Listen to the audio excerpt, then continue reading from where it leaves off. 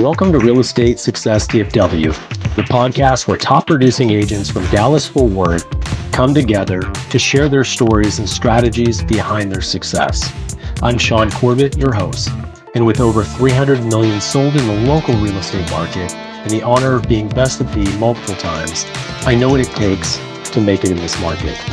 Each episode, we're going to dive into the world of real estate, learning from the very best in the industry.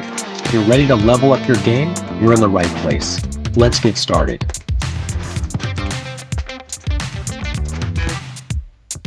Hey everyone, Shaune Corbett here with Real Estate Success DFW. I've got a guest today. His name is Eric Ritenour. So he's the RITE Realtor. Just by coincidence, even before he and I got together and decided to do something like this and do a podcast together, we had done a transaction even prior.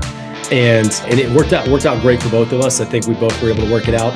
Buyers happy, sellers happy. That's what we're looking for, right? We're not trying to make anyone, hate the other person or feel like they got taken advantage of. So the transaction was smooth and went well. My buyer's still happy today. So that was a good transaction. It's not always the case. Sometimes we get buyers and sellers that are not happy, which is things that we can talk about. So I always kind of start briefly, what got you into real estate? Why are you selling real estate for a living? Well, I'll kind of give you a condensed story is, when I went to college, the only reason I went to college is because I got a track scholarship and I could run track. That's the only reason I went. So after spending, 5 years and getting a degree in biology that I didn't like school, I said, okay, so what am I going to do now? So I was bartending and I met a guy that always had a lot of money, one of my regulars. And I said, what do you do? He goes, well, I sell homes. I said, really? He goes, man, you ought to come out and check it out. So he worked for a builder. And so I would go out there and kind of watch him until my bar shift at 4. And then they got an opening in their company and the guy goes, hey, I want you to talk to my manager. Long story short, I was hired on a Friday and started Sunday morning after my Saturday night bar shift. Stuck in a neighborhood, no clue what to do. And that's how it started.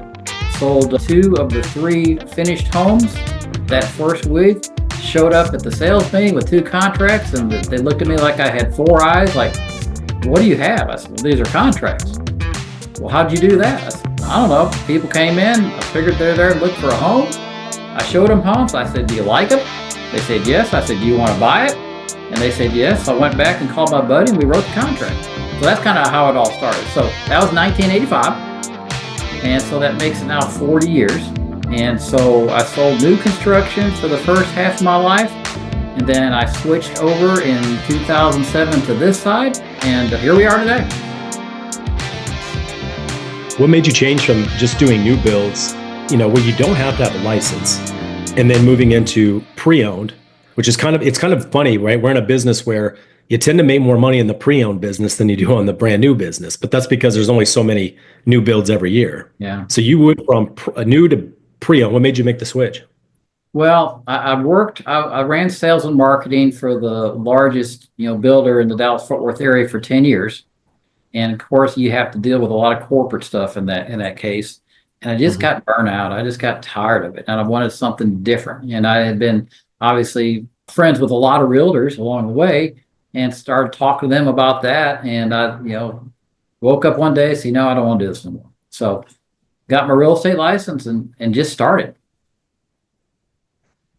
I love it. And you've been in it since 2007. You've had your license. How was that transition? Were you able to pick up and kind of get running? It wasn't that hard, Shaune, because I had the basics of real estate already down. I had the basics of sales down. Really the biggest difference is, as is in our business, you eat what you kill. So you got to go hunt it. Whereas if you're working for a builder, the builder advertises and brings it to you.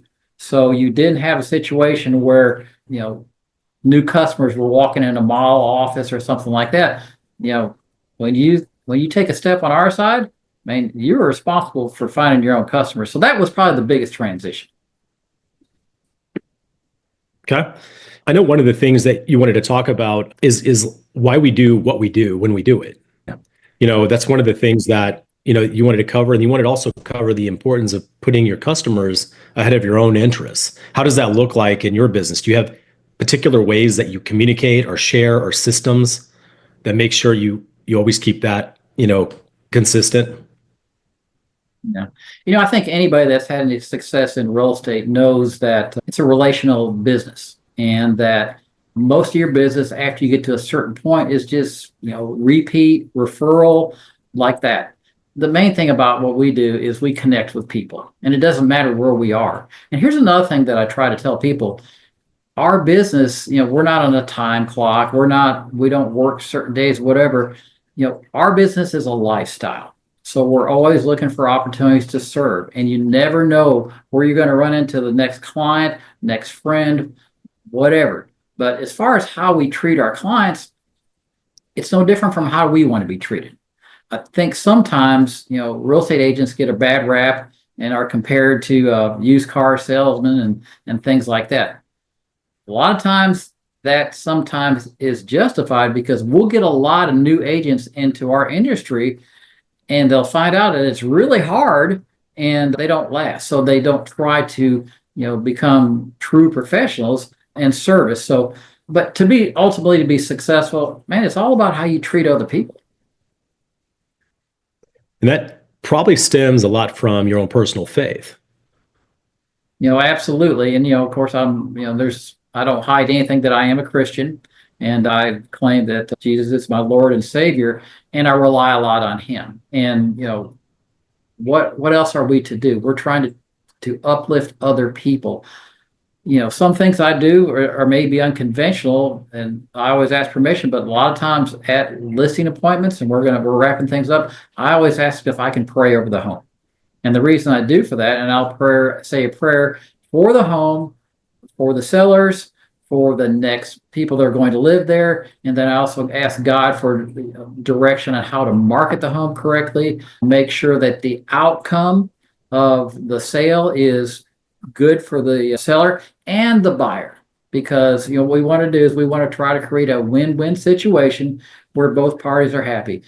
I've never been in the camp to where I need to outdo the other agent, or I need to, basically, like a better word, screw the other client, because to me, that's not the way to win. But the old saying, you catch more flies with honey. So let's treat other people the way we want to be treated. I always have that underlining factor when I'm doing transactions is what ultimately is fair, not necessarily what is going to, now there are situations where you have a buyer that wants to come pretty low. And what happens, it's part of the business. You have certain buyers that they're really looking for a deal more than they're looking for a home. And I always tell them that up front. I said, we're either looking for a home or you're looking for a deal. Which is it? And then I tell, the seller I'm making an offer, this is our situation. If they're motivated enough, we have an opportunity. We can try to make this work. If it's, don't take it as an offense. It's part of the business. Unfortunately, sometimes I've got buyers that are more interested in the deal than the home. And it does happen. You were talking about, going to a listing and then getting it set up and listing it and then praying over the home and, the seller and the transition and the buyer coming in that's going to make it their home. I love that. That's not something I've actually heard, in most of my conversations I have. It's enlightening. I have certain clients that are real easy to do with, and then others that it would probably offend them if I even approached it that way. Well, I always ask permission. Sure. Yeah. We just got to be authentic to who we are. And it's not everyone. You can pray on your own too if they don't want to pray with you. But of course, I had to do that. Yeah, it is funny. And I do remember a couple of clients that we would go and look at houses and they would be like, you know what? I love this one. This feels like it's the one. I feel, like the Spirit's telling me this is the one we need to make an offer on. And then I just, I pray for wisdom and I'll mind, hey, we'll stop. Let's pray. I think that tells a lot about, where our priorities are. It's not about the transaction. It's not about, the easiest way to get to the end. It's about, let's get them to satisfaction that's fair for everyone. Yeah. I really kind of make that emphasis. Well, I think it's real important because obviously, our code of ethics says that we're going to represent our client to the very best of our ability. We want to make sure that our client wins. But winning doesn't mean you're having to destroy the other side. And it kind of reminds me why you're talking is, and you remember this back, 4 or 5 years ago when, somebody put a sign in the yard and people lined up. and to buy a home. Oh yeah. I would be working with buyers that were so desperate to buy a home that we'd look at a home and I just knew it wasn't right for them, and I knew it may have been a piece of garbage that I would have never bought. And here they're wanting to offer 50,000 over list. So talking about being authentic, I would sit there and say, okay, I'm going to be completely honest with you. I don't like this home. It's not a good home based upon what you're telling me you want. I think emotions are talking to you right now. And, if you want to make an offer, this is the most I would suggest. If you go over that, it's on you. So I would have clients that we'd lose out on 3 or 4 homes, but my message to them was real clear. I said, the right home will appear at the right time if you have faith. And I know you had to do the same thing, Shaune. You may have had to put 4 or 5 offers in before you got the right home, but you go back to those customers today, and I promise you, they would tell you, man, I'm so glad I didn't get home 1, 2, or 3 because this was the right home and it was the perfect home to wait for. The way I always think about it is, I tell them, I said, when we're done with this, I want you to call me again. Absolutely. I'm not trying to close the door here just to make some money. I need to be able to sell this house at some point too. And I want to make sure we know what we're doing, because part of that conversation when we make offers is let's talk about exit strategies. It is a home, but let's talk about equity growth. Let's talk about schools. Let's talk about where are we going to be? Are we going to keep it? Are we going to try to sell it and buy something bigger or smaller later? What does this look like? And I know I give a lot of counterintuitive advice, but a lot of my advice is, man, I don't like selling homes. I know that sounds crazy. Exactly. I want you to keep it because you're going to build net worth with this thing. You know what I mean? And not everybody wants to be a landlord. I get it, but it builds net worth faster than almost anything else you can do. And it doesn't take a lot of effort. And they all 100%. Get about, I got to change toilets in the middle of the night. They all have these thoughts about how it works. I said, man, give it a year, let it roll, cover your note for a year on someone else's money. Yeah. Well, and the thing that, I think you and I were talking about earlier is, real estate is really an emotional sale, because what we're doing is we're dealing with people's, probably their biggest investment, where they have made memories, where they have brought children home, where they've had birthday parties. All these memories are rolled up into a home. So it's a highly emotional sale. Now, what I tell buyers is we're going to look at it that way. And then also I'll tell sellers, we're going to sell that way. Now, when you're working with buyers, if they fall in love with a home, now we have to justify it with facts and figures, because just because they've fallen in love with a home, we have to have a clear head to make sure we make a good decision. And I'm going to kind of go in a different direction if that's okay. Sure. I got this, I keep getting these cards from these investors and everything like that. On property that you own. Yeah. To me, I don't understand why a lot of sellers will entertain something like that. Now, sometimes these cash offer people are a good thing, especially if you're in a case, maybe you got a divorce situation or a health situation where you have got to get rid of that home quick. However, I've talked to a lot of sellers that have said, do I do the cash option or whatever? I've seen sellers give up 20 to 40 to 30 $1,000 in equity just for the convenience of not having to have showings. And to me, they're playing on that of emotion of, inconvenience and instant gratification. And I think that's what a lot of, investors do. Not that they're bad people, but that's their business model. Investors buy low so they can sell high. Well, you, the home buyer, you're going to get the low if you go that direction. So just a thought I had. No, it's exactly right. I spent quite a bit of time in the off-market side of the business, and I still do today. I've got 2 right now that I have off-market that I don't have listed. But it's, you go through it and say, hey, this is your net this way, or we put it on the market and your potential net is X% higher. Yeah. But we've got to wait the time of the market. I'm cool either way. To be honest with you, I know most agents aren't capable of doing both, but I make money either way. So I'm not going to care which way they want to go. Just tell me what you want to do. And there are situations they just don't want to put it on the market. I said, okay, but I'll get it closed in 2 weeks and you're going to make it. And they say, okay, that's what I want. And I said, okay. Yeah.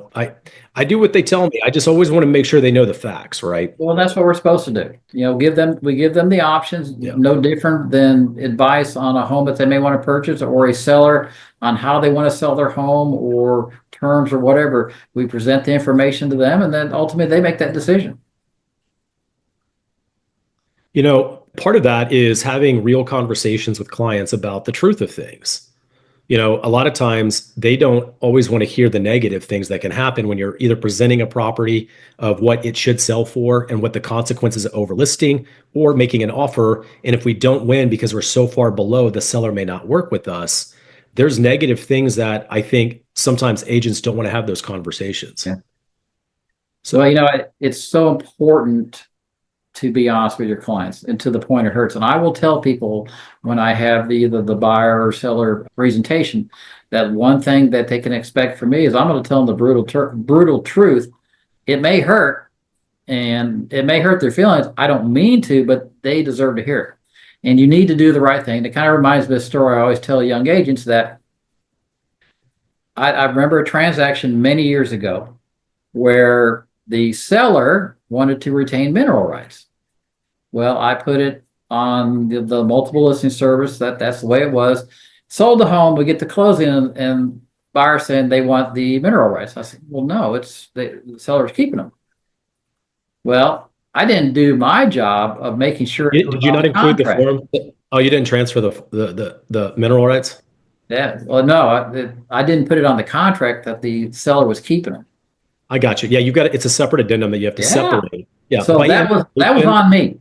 Yeah, just so agents don't know the answer to that, but by default, mineral rights and oil, gas rights, and all those things transfer to the new home. To the seller, to the title buyer. company is not going to tell you if they do or not. That's right. They won't. You have to actually get a landman and abstract and look them up. But if you don't include an addendum to separate that, and you're right, that's agents don't know this, but you've got to separate and say seller to retain the mineral rights. I did that on about 30 properties that I flipped. I flipped about 100 houses. I got about 30 of them that I retained the mineral rights on, but there's no market for it. So I don't have a lot of value, but I knew what the benefit of that was. It's not a big thing but like it used to be, but the long to that story was I was at fault. I had to go to my seller and say, listen, I made a mistake. You're not retaining your mineral rights based on this contract. And so what I did is I gave up my entire commission to them because of that. Now, they didn't want to. They said, well, it's not that big a deal. It's only like $100 a month or whatever. But I said, I was at fault. I need to own up to it. And to me, that was the right thing to do. And guess what? I've never made that mistake again. Yeah. And you probably slept just fine that night. Well, that and the hurt of, I can't remember how many $1,000 commission I didn't get, but still, you're right. You at least you slept with a piece of you didn't lie. Yeah. Or try to work around it and you didn't do this and so I missed that and you should have read your contract, that kind of deal. No, I love that. One of the things that we had talked about even offline through here is communicating with other agents and having that open dialogue. It's real important in general. Agents have this perspective that we can do a lot of things through text, and you can, right? You can communicate a lot of things through text. But the moment, I know for me, when they move into the negotiating phase, I immediately stop texting and say, we're going to have a conversation about this because I don't know what you're saying. And I don't know how it's coming across, and I don't know what your intention is. I need to hear it from you. And you kind of, in a post I made on Facebook, I talked about the modern generation. A lot of people are going into this email and texting, and it doesn't even have to do with age anymore. I have people that are, you and I's age, and they're still avoiding having those conversations in order to try to move things forward. And you posted some responses to that. What do you think about that? Well, you're 100% right on that, because what we're losing through text and email is emotion. So, and I always talk about voice inflection, because when I'm talking to somebody, I may say something, and the way with my voice inflection, it may mean one thing or it could mean another thing. So unless I'm hearing that person talk, and hearing it in their voice, I can't really get I guess the best meaning of what they're trying to convey. So I'm like you, when we get to that negotiation phase, I'd like to talk to the other agent. Typically, it's a very pleasant conversation because we're both trying to come up to a successful conclusion for both of our clients. And by talking that way, it just eliminates any misunderstandings so we can go forward. And like you said, once the contracts, are completed, a quick text on something is great. And if you see that it's not being, understood, then you got to pick the phone up. It's a lost art. Yeah. I've had agents push back. Well, my broker wants everything in writing and all these things. Okay, that's fine. But we can have a conversation and then I can give you the email in writing what we came up with for the conversation. But we don't have to do everything in email because I'm not going to, I keep having failures. I had one just 3 weeks ago. The agent said, oh, I lost my phone and I can't talk by phone. And it was the last day of the option period, and we weren't that far apart. Yeah. It was close enough. We'd easily worked it out. But instead, what she does is gives me a take it or leave it offer. And I'm like, come on. Like, we don't have to just like go after to the jugular just because you can't pick up a phone and talk to me. But I will give a shout out to you, Eric, and I know you'll remember this if I bring it up. So in our conversation, in our transaction, when you listed it in the garage was a big silver, and I know you'll remember this. Yeah, there you go. Yeah, I knew you'd remember this. Was a big silver container they're not pavers, but they're like the big heavy stones. Yeah, there were two. Yeah, two big ones. They're basically the big horse water troughs. So this is kind of funny how it worked out because I told you over the phone, hey, my buyers don't want that. Can we get that removed? And you said, yeah, we can do that. And we never put it in the contract. Yeah. And we didn't. No. So I'm like, okay, well, now I'm embarrassed, right? Because I screwed up. I didn't include it in the contract. And what you did is you said, hey, no problem. I got a truck. I'll come pick them up. And then we were going to have the buyer's sons who were there help you. But they're not in the generation of people that help. They're in the generation of people, we're going to play games and let us know when you're done. Yeah. And they didn't even help you. Like it was funny because I remember they were such great people. And yeah. I got to talking with them and they just said, we don't really want this. And I said, I understand. So I went and got my son and him and I just loaded up in the back of my truck and hauled it off because Shaune, it was the right thing to do because you and I had an understanding because we had that conversation. And so, why would you go back and say, well, sorry, Shaune, it's not in writing? Because what is that going to do? That's going to perturb your client, number one, make it look bad on you. And then are you going to be like, man, I'm not going to do business with that guy anymore because he didn't have my back on when I needed it. So we got to help each other. And I guess real estate people think it's a competition. Somebody's got to win. Well, guess who needs to win? It's our client. It ain't us. Our win is customer satisfaction. Our win is when we get paid. And speaking about getting paid, I see too many young agents focus on how much money can I make. And that's the absolute wrong way to look at it. It's kind of like seed time and harvest, from the Bible. It's kind of like today, people will go plant a seed in the ground and they'll come back the next day and say, where's my plant? Right? Yeah. Well, to be successful in this business, you got to plant a lot of seeds and you got to water them and you got to nurture them and you have to wait and you have to garden them. And once you do that, you'll get your plant that will come up. And guess what? It doesn't produce just one fruit, it produces many. So in our business, to be successful, it's a long-term look. You can't jump in this business and just think that you're going to get rich overnight. The way you get rich is you take care of other people. And if you take care of enough people, the money's going to find you. That's just the way it is. Yeah, I'm 100% on, man. 95% of my deals are referrals. So I'm the same way. Yeah. Yeah, that's the way to do it, right? You want to work with people like and trust in their business, and you want those same clients, right? You don't want cold people that you don't have a relationship with, and you've got to get into some type of sales deal. I don't even have a listing presentation. I don't even know. I just show up and I tell them, here's the plan. This is how we're going to do it. Because I've got to feel it and see where they're at and what their deal is and what their motivation is. It's always about motivation. Yeah. It's about getting belly to belly with another human being and find out what they're all about and finding a way that This is how I can serve you. This is how I can help you. Yeah, it's great to have a spreadsheet. It's great to have, a presentation lined out. That's all well and good. But if you can't connect with somebody on a human level, because like we talked about, this is an emotional sale. And if I can't connect with somebody and find out what their needs really are, and what their fears are, what their hopes are, it's hard to be successful. It is. Or repeat. At some point, if you don't understand them and who they are and what they're about, they're likely not going to refer you somebody. And it's hard to continue to build and repeat your business. You have to always be chasing cold deals.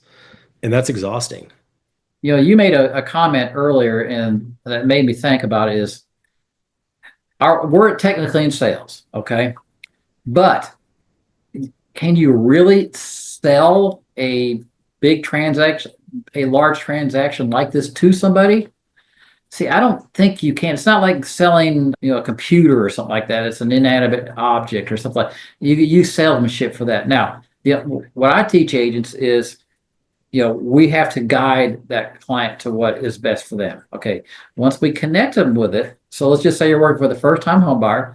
We found a home that's good for them, but they may be scared. They may be afraid to take the leap. I think it's important at that point we use salesmanship to kind of nudge them over because it's good for them. Now, if we're using salesmanship on somebody that it's not the right home for them, but it may have a bonus on it, and we use salesmanship to push them over the edge on that, that's all wrong. And just like when you throw that boomerang, you may get away with it at that point, make a little bit of extra money, but it's going to come back and hit you in the back of the head because guess what? That client's going to move into that home and they're going to say, you know what, man, I wish we'd have bought that other home. I kind of feel that, he may have forced us into this one or kind of tricked it. I'm not getting any referrals from them. Yeah, no doubt. Yeah, people can get your motivation for sure because you've got your own motivation. You gave me a notice that you had written a book. Yeah, I did. What is it? There you go, right there. Sell your home above market value. Market value. Love it. Yeah. Love it. And I've had these from what I use these, I'll put them in listing packages that I'll give people and just give them to anybody that likes them. I probably have a couple hundred left, but basically all it is, it's just steps and basic truths about selling homes, how to prepare the home, things that most people know, but sometimes they forget. So yeah, it was a lot of fun writing it. It's not that big a book. It's how many, like 70 some pages. So yeah, I love it.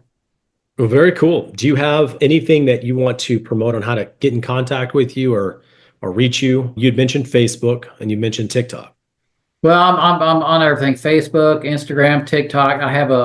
Of course, I'm from the older generation, so I don't know all the ins and outs and how to post things at the optimum times. But I have a young lady that helps me. But on Facebook, you can find. I have a personal page. That's where I do most of my business on. Instagram and also TikTok, and I also have a YouTube page too. Okay. What do you do with, let's say, your personal Facebook? Do you post a certain percentage of personal and some business? Yeah, I try to make at least half of it personal. Like if you'll look, I just put a post right before you and I started talking. I have a past client, nice lady that was so excited because she put a covered patio on her home. So she called me up yesterday. She was, oh, you got to come by and see it. So I dropped by, took a look at it, took a few pictures, and she decorates so nice for the holidays. So I put a few of those pictures on Facebook. And then anytime, and then Shaune, I don't know about you, but I don't think it's bad to talk about your personal life. And so they get to know you. Like I'll have pictures of our home, our horses, dogs, kids, grandkids, or anything else that, piques my interest. So I try to balance it. You should. I think all agents, the reality of gaining people they know, like, and trust, or people engaging with them that only know them as maybe, Eric the Realtor, they might not realize who you really are and what you stand for, important things to you. Those are the things that are going to come across whenever you do videos and make content. Mine's at least 80% personal. And it's because I have kids. I have little kids and they're funny and they do funny things. and I recorded. I had my 4-year-old. We were going to run to get Bueno, and then I do a car wash because it's right next to my house. And she was in the car with me, and I let her bring the little scissors, the little safety scissors to cut paper, and there she is cutting her pants back there.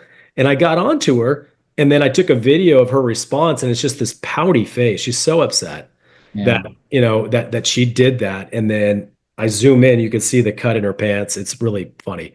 But that's I awesome. mean, those are experiences and things that everybody can kind of like, yeah, I can relate, right? Or just getting to know me. I'm not just all real estate. That's it. And we're by being authentic. I mean, obviously, there are some people that we're not going to connect with, Yeah. but there's a lot of people that we will. And what I'm trying to do is, kind of be, I guess, vulnerable and to where people know me. And once I show up, they're gonna say, it's the same guy I see online. This is what I expected. So, and it's a good way to promote yourself. The only thing I don't like is like when agents get so salesy and they talk about how great they are, how many awards they've won. I don't think people care. I mean, that used to be a thing where people would respect that, but I think we're to the point now where they just want to find somebody that they can trust, that they can connect with, and that we can take something off their plate that they really don't know much about. Because it's kind of a scary world being on the other side of this transaction, because it's a very large purchase or a very large sale. And like I said before, it may be the biggest investment that anybody's ever made. And then you go into situations where you're handling divorce situations or death situations. So you got to be real, and you got to look out for that customer and say, at the end of the day, what is going to be the best outcome for them? 100%. You need to be able to connect with your audience for sure. I think that's more valuable than your successes, right? They believe that you can sell real estate. We don't have to, prove it to them. I think that's a really good point. Man, Eric, it was a great interview. I loved you offered a lot of vulnerable things. I think that really connects. Any last things you want to share or anything? I think that people need to understand that, like I said, it's a lifestyle for us. And like I will tell clients is, Monday through Sunday, basically we're in business. Okay. We have our own business, and that, we'll set up criteria how we're going to communicate, but don't think that we're not there for you, and don't think that we're not thinking about you. And for new agents, commit to taking care of your customers. Don't worry about the money up front. I know it's tough, but the more connections you make, the more you are good to people, the more success you're going to have. And it's real simple. All right, awesome. For all of you that stayed on with us, I appreciate you joining us. Remember, I've got a YouTube channel dedicated to real estate success DFW with Shaune Corbett, and that is going to be my main channel. All of my new episodes will show up there. Until then, you guys have a high performance week. Thank you. That wraps up another episode of Real Estate Success DFW. I hope you're leaving with new insights that push your real estate career forward. If you enjoyed the show, please be sure to subscribe, leave a review, or share it with fellow agents who's ready to succeed. And if you're interested in working together or have any questions, I'd love to hear from you. Reach out to me directly. My personal phone is 214-228-0383. Let's connect and make real estate success happen together. Until next time, keep pushing forward. I'm Shaune Corbett, and this is the Real Estate Success DFW. Have a high performance week.